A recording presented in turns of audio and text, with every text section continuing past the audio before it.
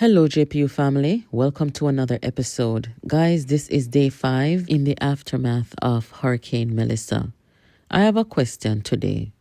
Who is responsible for the relocation of the homeless? We saw the devastation of Hurricane Melissa and we saw homes washed away.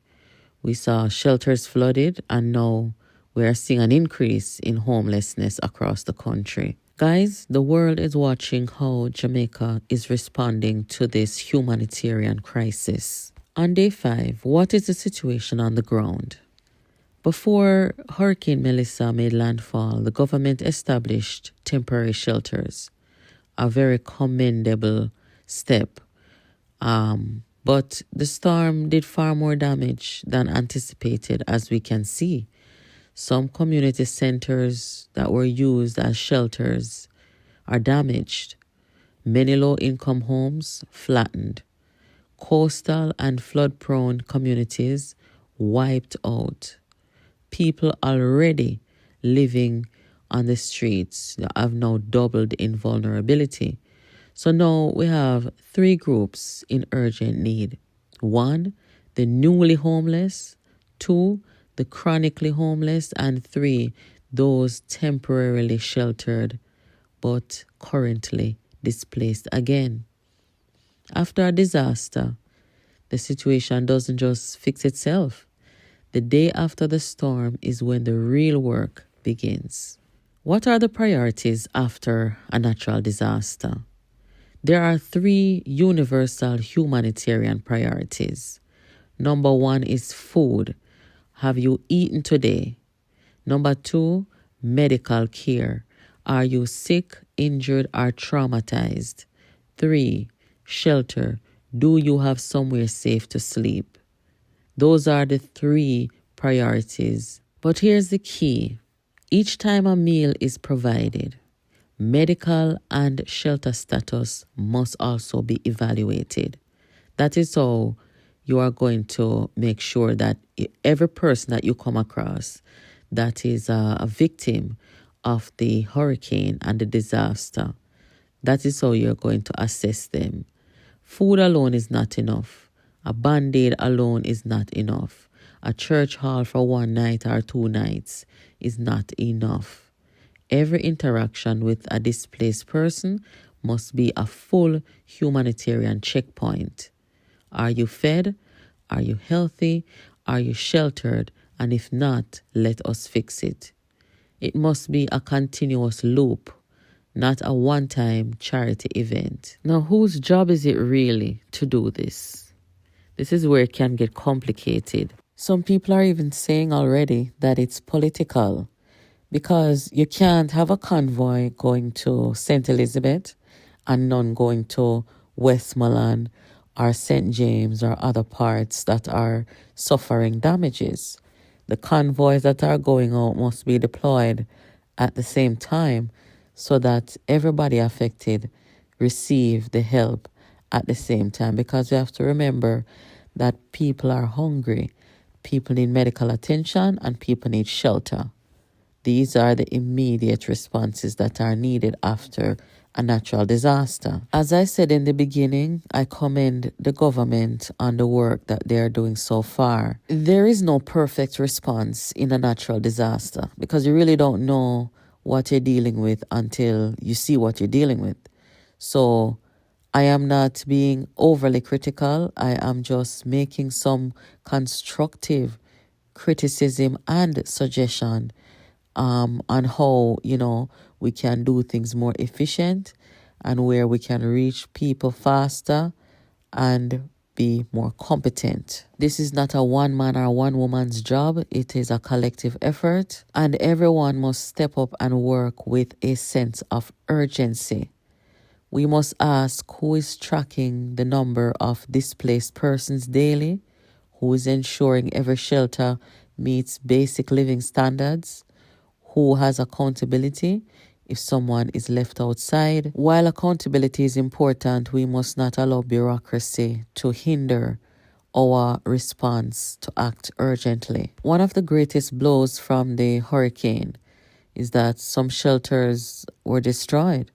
Some were structurally compromised. Some became uninhabitable overnight. What do we do about that? We need to have different levels of shelter, right? We need to have 3 levels. The first level can be a rapid temporary placement, which is less than 72 hours.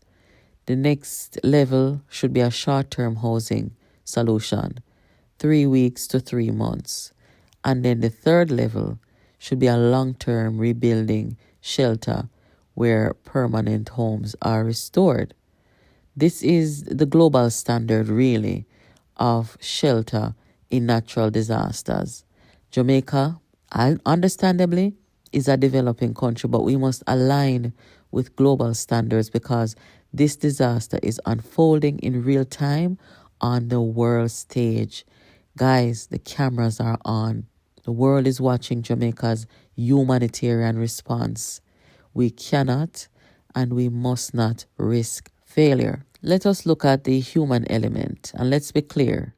We are not talking about numbers, we're talking about people. A child with asthma who needs secure shelter, a disabled person who is sleeping under a battered tarpaulin, a mother who cannot protect her daughters on the street, elderly Jamaicans with no electricity, no medication, no safety. We must approach this crisis with compassion, organization, and accountability. Maximum effort. There must be daily assessment, not weekly reports. There must be centralized command, not scattered phone lists. There must be real leadership, not passing the blame. Guys, I made a recommendation yesterday that the government find a safe zone similar to the European evacuees who were in Jamaica in Mona, the people from Gibraltar and the Jews, and establish a huge camp where tents can be pitched and shelter and safety and medicine can be provided. But I'm making another suggestion today. How about let the JDF put up some tent communities in the parishes that are affected and where it is safe? Yeah, I think that's a good idea. Again, the world is watching, and the message here is simple.